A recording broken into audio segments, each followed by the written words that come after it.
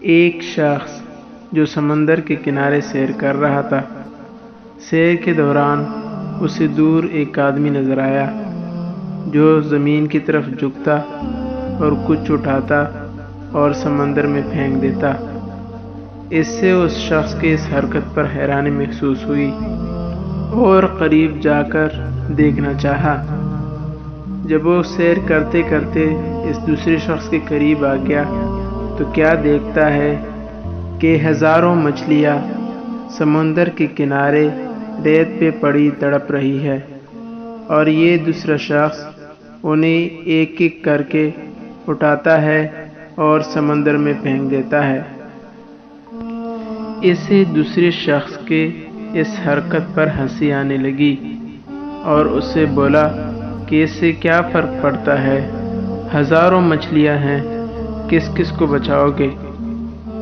اس پر اس شخص نے ایک تڑپتی ہوئی مچھلی کو اپنے ہاتھوں میں اٹھایا اور پانی میں پھینک دیا، اور وہ مچھلی تیزی سے تیرتے ہوئے آگے نکل گئی۔ پھر اس نے سکون سے کہا، اس سے فرق پڑا؟ تو دوستو، یہ کہانی ہمیں یہ سمجھا رہی ہے کہ ہم اکثر سوچتے ہیں کہ ہمارے اکیلے یہ کام کرنے سے کیا فائدہ ہوگا۔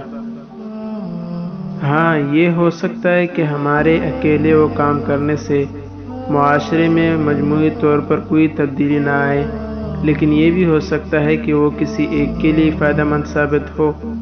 تو اچھائیاں کرتے رہیے اور یہ مت سوچے کہ ہمارے اکیلے کرنے سے کیا ہوگا، معاشرے میں کتنی تبدیلی آئے گی، بلکہ یہ سوچیں کہ آپ نے اپنے حصے کا کتنا حق ادا کیا۔